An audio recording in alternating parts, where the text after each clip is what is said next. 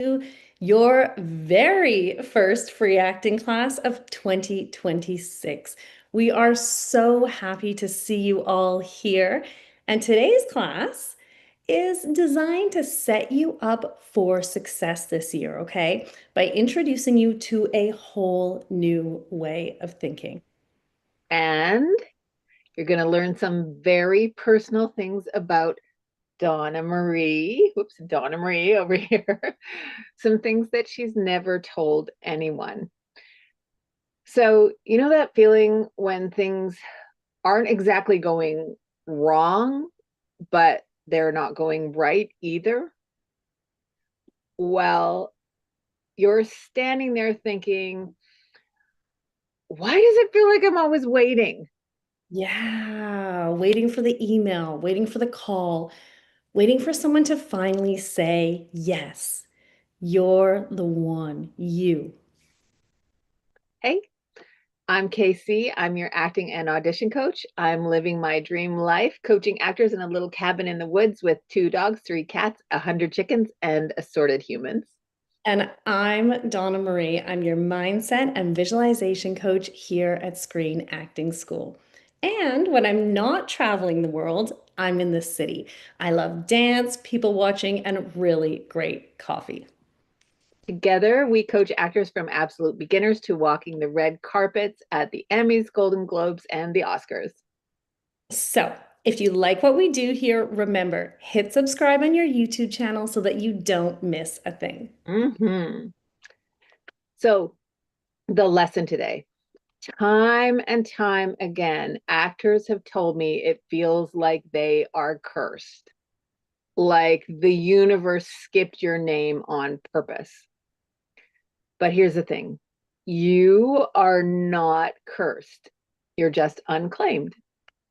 And I don't mean by casting directors, I mean by you and you and you and you and you.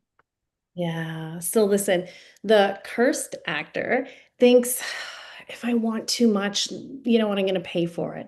If I celebrate, I'll have bad luck. If I believe in myself, I'm delusional. So they soften, right? They adjust. They take that lower offer. They live the lesser life. They wait. And then there's the kind of actor who seems to be the chosen one. They book nonstop. The chosen actor isn't luckier or magically fearless. They just stop outsourcing their power and they say, this is who I am. This is what I want. And this is what I'm available for. And they're pretty calm about it because they've done the negotiation that they have to do with their identity. And they've begun building their identity by their own choices. So here's the secret that no one tells you because civilians in the cheap seats don't believe it's true. Being chosen doesn't come first. Yeah. Choosing yourself does. Creating yourself by your own choices comes first. And listen, you do this strategically, okay? So, we'll be walking you through this over the next 12 months in Audition Plus, starting with your very first script in January. So there are characters who embody the cursed to chosen archetype.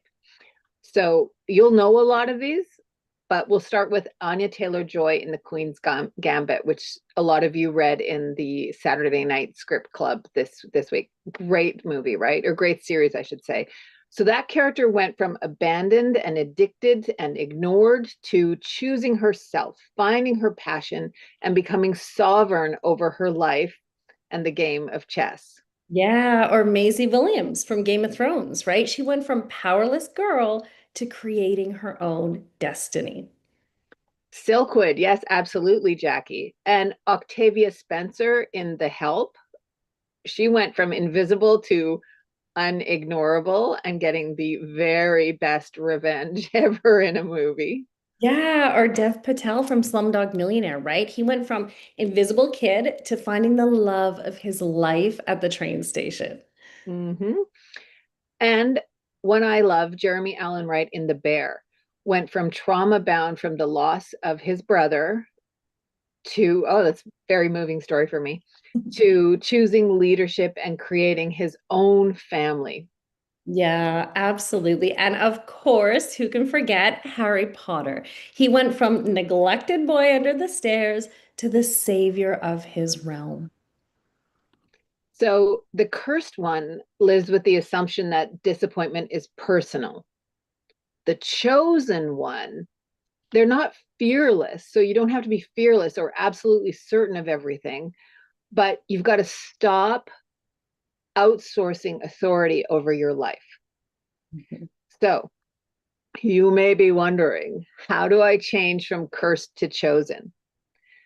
Well, we've got a story for you. And it is a story about your fabulous coach, Donna-Marie Manning.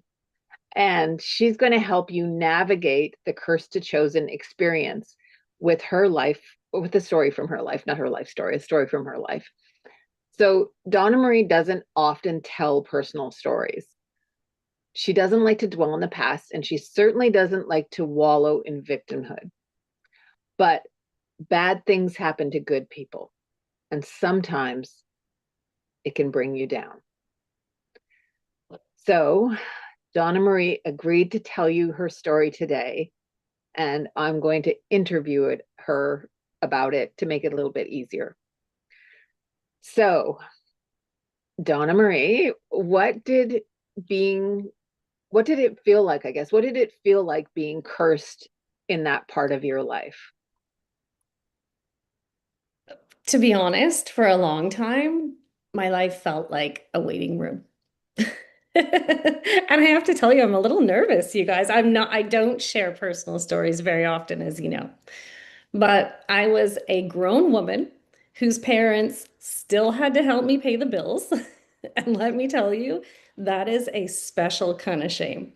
And you don't talk about it, but you carry it everywhere with you. Shame does that to you, right? I mean, it silences you. So, what was going on in your life then? Well, most people don't know this, but I worked as a flight attendant for 20 years. And now people think that's glamorous. I'm getting emotional already. And often it was glamorous, right? My flights were to breathtakingly beautiful places. So Paris, London, Tokyo, they were like second homes to me. I spent half of every month there. And international travel was literally my daily routine. That, that sounds very glamorous. Yeah, but it's not glamorous when you're counting pennies, exhausted, and literally panicking about bills, right? Yeah, that sounds pretty tough. So, what was it that kept you going? Well, everything I did and still do to this day, as a lot of you know, I do for my daughter, Mariana. So my parents were helping me, but I was, a single mom. And at the end of the day, it was my responsibility. And to be honest, sometimes it felt like I just couldn't catch a break. But then I'd get a flight to Paris. And if there's one thing that I treasure from my time as a flight attendant, I have to tell you guys it's Paris. A lot of you know I love it. This is where my love came from. So honestly, the first adornment near the Louvre is just iconic. I loved going to the Lido and watching the dancing. I adored the history and charm of the Latin Quarter. Saint Germain is chic and so walkable. You should go if you get the chance. I can't believe. And yeah, I love Montmartre, taking in the boho vibes. I brought Kleenex today, guys. This all sounds heavenly, but I know what's coming next. It So, what was it like? It was heavenly?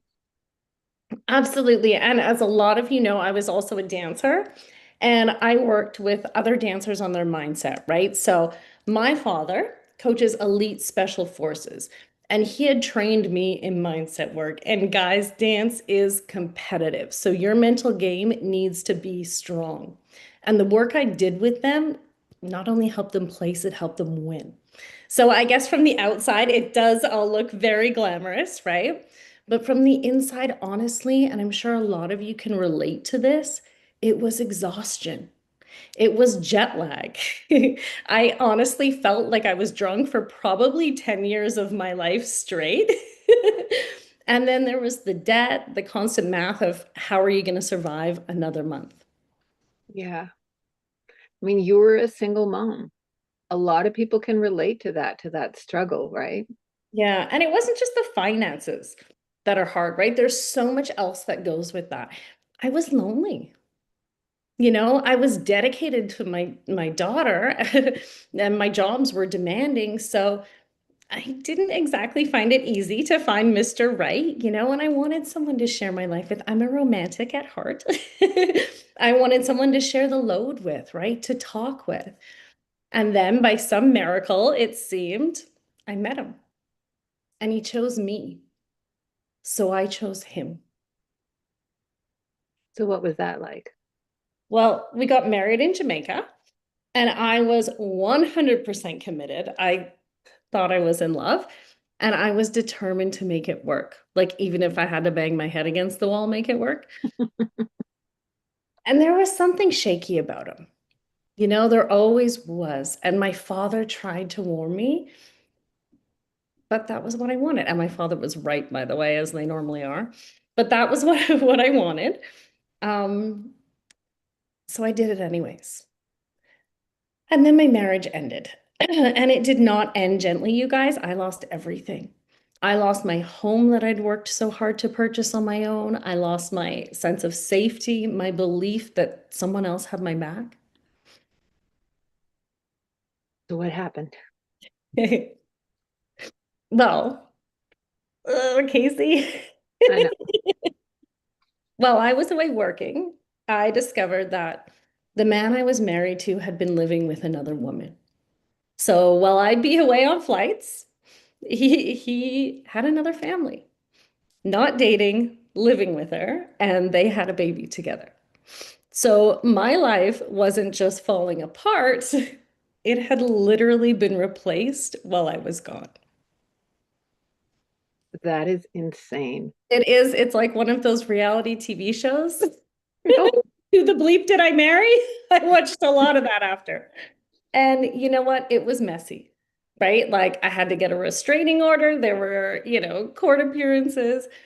And then I became a single mom again overnight. I lost my house. I lost my marriage. I lost any illusions I still had.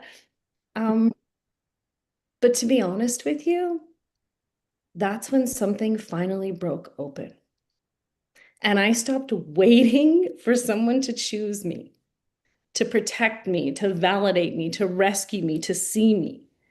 And I started choosing myself.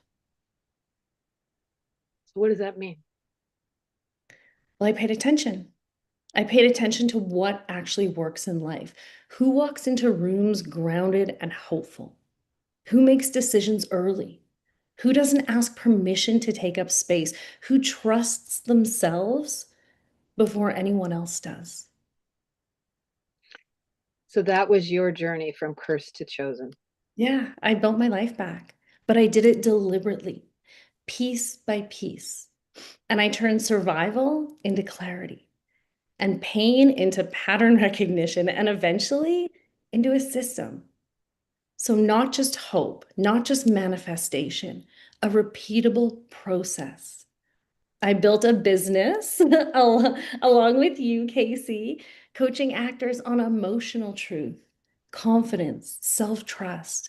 And they started booking big roles, like walking the red carpet at the Oscars, big roles, right? And I see so many of you here now who have worked with me, worked with us, and have booked those incredible gigs. Booking any gig is incredible. It really is. It is such a miracle. Mhm. These actors that we've been working with have been giving incredible performance thanks to their work with you, and I see lots of comments in here saying, I bet your dad is proud for that deliberate rebuild, and thanks for sharing, and you're an amazing person, Donna-Marie. There is so much you all don't know about her that would just make you feel more of the same. But our clients have been giving performances that make casting directors say, "You're brilliant. You need a better agent. Let me help you." Yeah, absolutely. And listen, choosing yourself means you always win. Okay, honestly. And I know exactly where that confidence and success came from for all of you because it's the exact same place that it did for me. So, what is that? It's in the moment that you realize that no one is coming to save you or choose you. And that might sound bleak, but it's not. It's not a tragedy. It's an invitation to each and every one of you. I didn't become chosen because my life got easier. Believe me. I became chosen because I stopped waiting and I chose myself and who I wanted to be.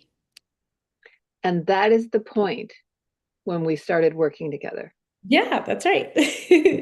See, once you do this, you guys, the world catches up. It can take a while, but I promise you it happens. So if you've been feeling stuck or invisible or like your life is paused, kind of on that loading screen, you're not behind. You guys, you're not behind. No, you're just standing at the moment where your choice really matters. Yeah. And when you're ready, not perfect, but ready. And listen, as Casey said, you don't have to be fearless, just ready to stop waiting. That's when things start to move. And then it feels like magic, right? Yeah. Plus a lot of hard work. A ton of hard work. Yeah. Yeah. That's right. And listen, if you're feeling it, that limbo cursed feeling right now, good. You're not cursed. You're at the moment when you choose yourself. Yeah.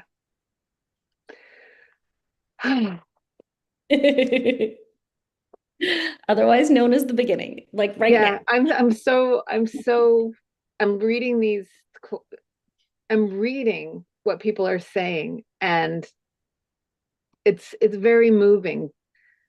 Yeah, it is the beginning, and when you choose yourself, Yeah. so much can happen. Yeah. Everything changes, right? Once you see yourself behaving like the cursed one, if that's where you're at right now, you can change and become that chosen one simply by choosing yourself, taking responsibility. You've got to do that. And then taking the right steps. Yeah, and I love what you say taking responsibility, because that was not your fault what happened to you, Yeah, but you made it your responsibility. I had to. Yeah. You Otherwise, have. I'd wallow in the cursed one until the end of time. Yeah, exactly. But most of us have that cursed perspective within us, right? It is ingrained in us. And it's ingrained by what we like to call the civilians in the cheap seats.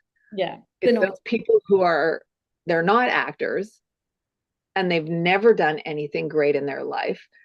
And they have a fear based mentality. And they're happy to tell you, don't celebrate. It's bad luck. Or no one in our family has ever done this before. Don't do it. Or you want to be an actor, you're too fat, you're too short, you're too tall, you're too weird or too normal even. I've had people tell me that their parents have told them they're too normal to make it. Yeah. Those civilians know nothing about our world, and they are keeping you feeling cursed. And it might be unintentional and it might be out of love, but they've got their finger pointed at you. The finger of authority is pointed at you, and their smug faces are saying, no, no, no. But you don't Yeah. have to listen. No, you don't. So, how do you break out of being the cursed one in your own life? Is the question, I guess. That is a good question. Yeah. Maybe, how do you play the chosen character? Yeah. How do you go from cursed to chosen, right? Yeah, how do you do that?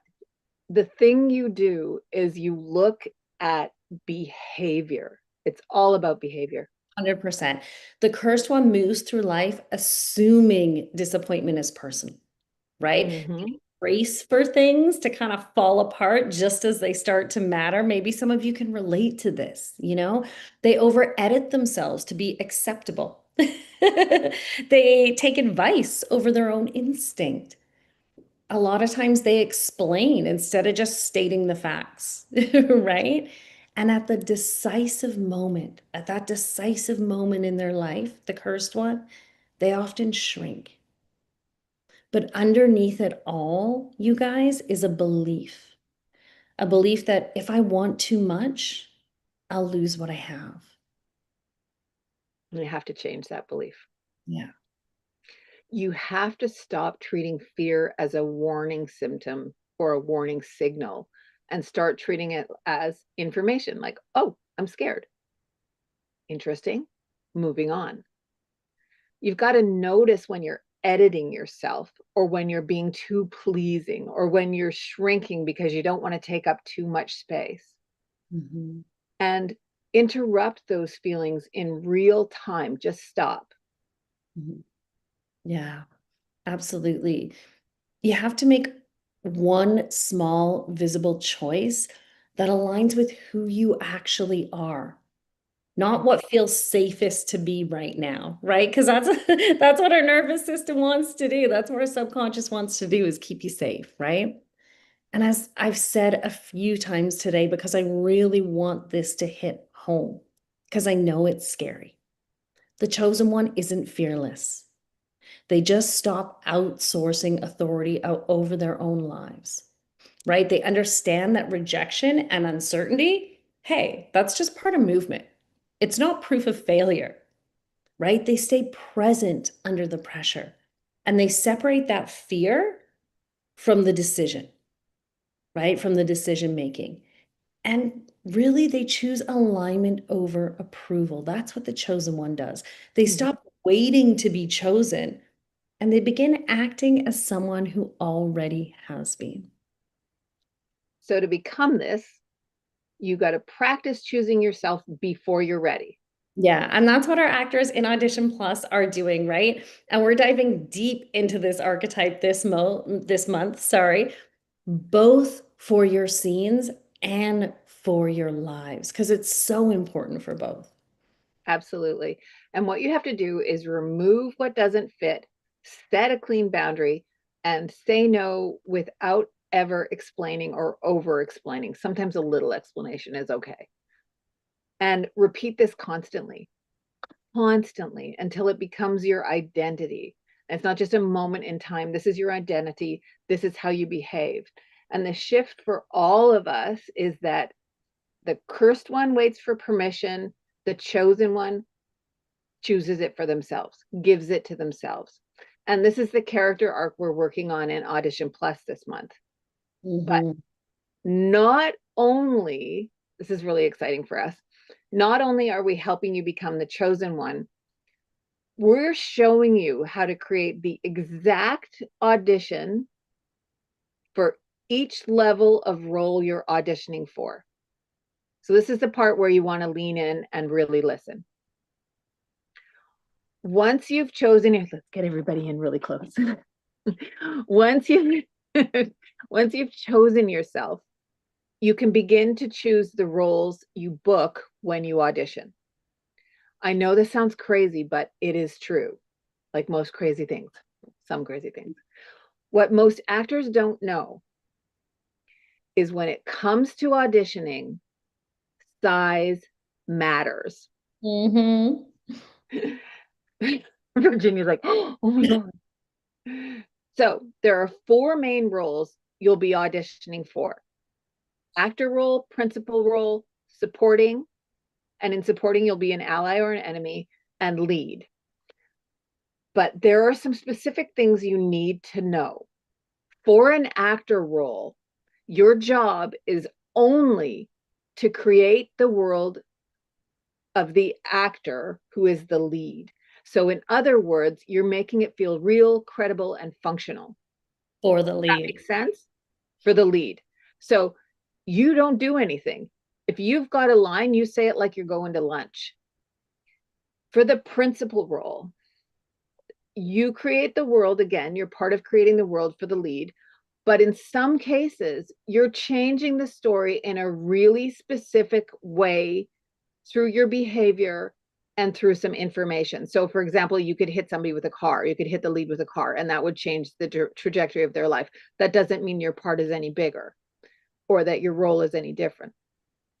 Then you have the supporting role. You can be a sidekick or an ally as a supporting role, or you can be an antagonist as a supporting role.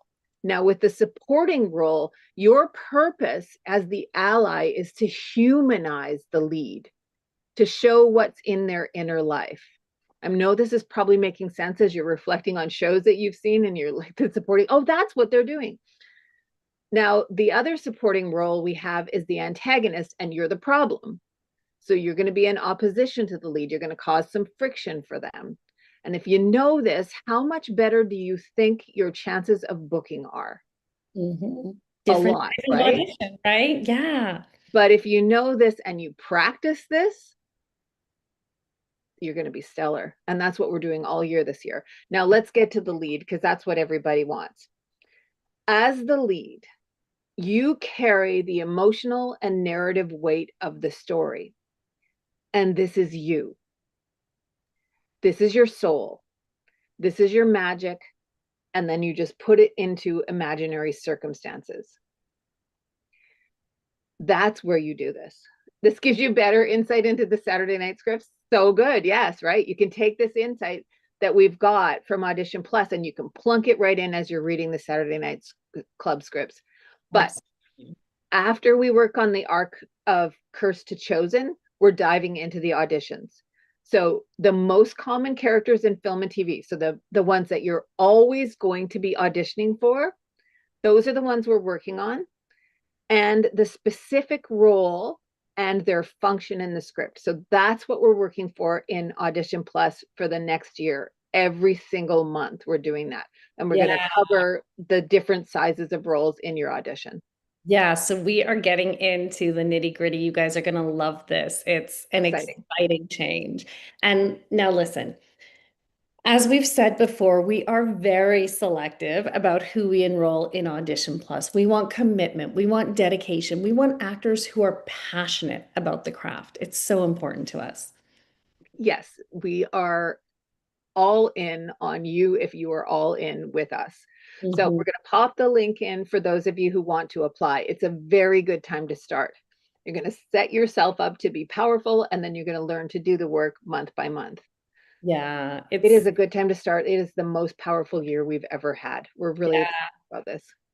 absolutely. I've just popped that link in for you now. If you want to fill out that screen test, go ahead and copy it now. And listen, when you fill out the screen test, don't hold back. We want to know who you are.